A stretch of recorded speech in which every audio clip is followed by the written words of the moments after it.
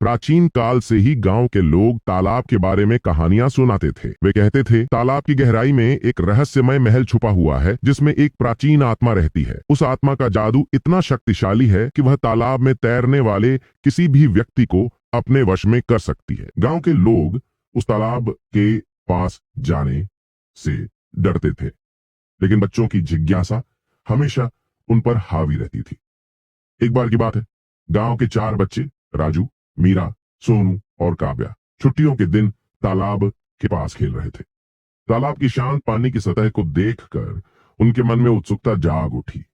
मीरा ने सबसे पहले कहा, चलो हम इस तालाब में तैरने चलते हैं। बाकी बच्चों ने उसकी बात मान ली और सभी ने तालाब में छलांग लगा दी। जैसे ही वे तालाब के अंदर तैरने लगे, उन्हें लगा कि वे किसी और ही दुनिया में पहुंच गए हैं। पानी के नीचे की दुनिया बिल्कुल अलग थी। तालाब की गहराई में एक बड़ा सा महल दिखाई दे रहा था, जिसकी दीवारें शैवालों से ढकी हुई थीं।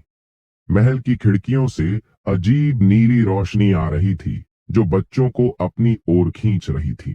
बच्चों ने महल के अंदर जाने का फैसला किया। जैसे ही वे महल के द्वार के पास पहुंचे, दरवाजा अपने आप खुल गया।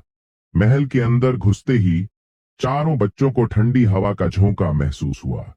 दीवारों पर पुरानी चित्रकारी थी, जो किसी राजा और रानी की कहानियां बयान कर रही थीं।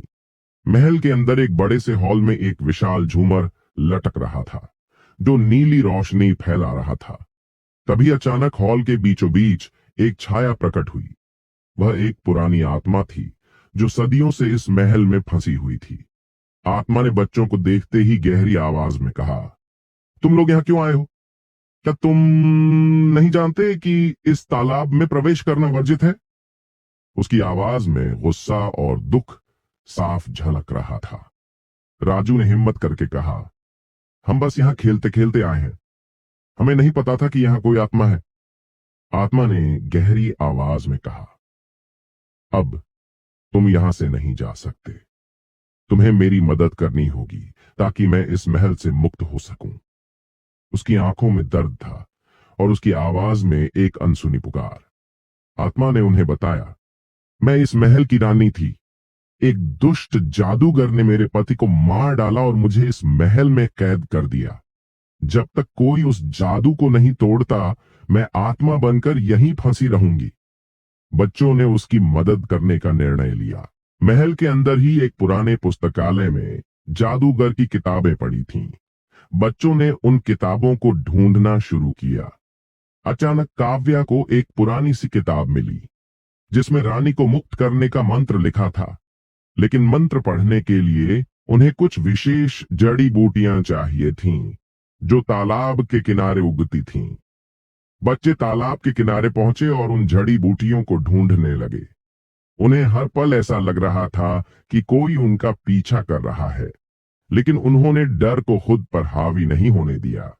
जैसे ही वे जड़ी बूटियां लेकर महल वापस लौटे, आत्मा ने उन्हें धन्यवाद कहा। बच्चों ने मंत्र पढ़ा और अचानक एक तेज प्रकाश फैला। आत्मा धीरे धीरे हवा में घुलकर गायब हो गई। महल की नीली रोशनी भी गायब हो गई और वह साधारण पत्थर का महल बन गया। जैसे ही बच्चों ने महल से बाहर निकलने की कोशिश की, तालाब का पानी उन्हें धीरे धीरे ऊपर की ओर ले जाने लगा। एक पल में वे तालाब के बाहर थे, सुरक्षित और ताजगी महसूस कर रहे थे। बच्चे तालाब से बाहर आकर गांव वापस लौटे। उन्होंने गांव वालों को तालाब और महल के रहस्य के बारे में बताया। गांव वालों ने खुशी से बच्चों की बहादुरी की सराहना की और उन्हें हीरो मान लिया। इसके बाद तालाब में फिर से कभी नीली रोशनी नहीं देखी गई। गांव के लोग अब उस तालाब के पास जाने से नहीं डरते थे, क्योंकि उन्हें पता था कि रानी की आत्मा अब मुक्त हो चुकी है। मुख्य संदेश: इस कहानी से हमें यह सीखने को मिलता है कि साहस और एकता के बल पर किसी भी डरावनी परिस्थिति का सामना किया जा सकता है। बच्चों ने मिलकर न केवल खुद को बचाया, बल्कि एक आत्मा को भी मुक्त किया। इस प्रकार उनके साहस की कहानी सदियों तक गांव में सुनाई जाती रहेगी।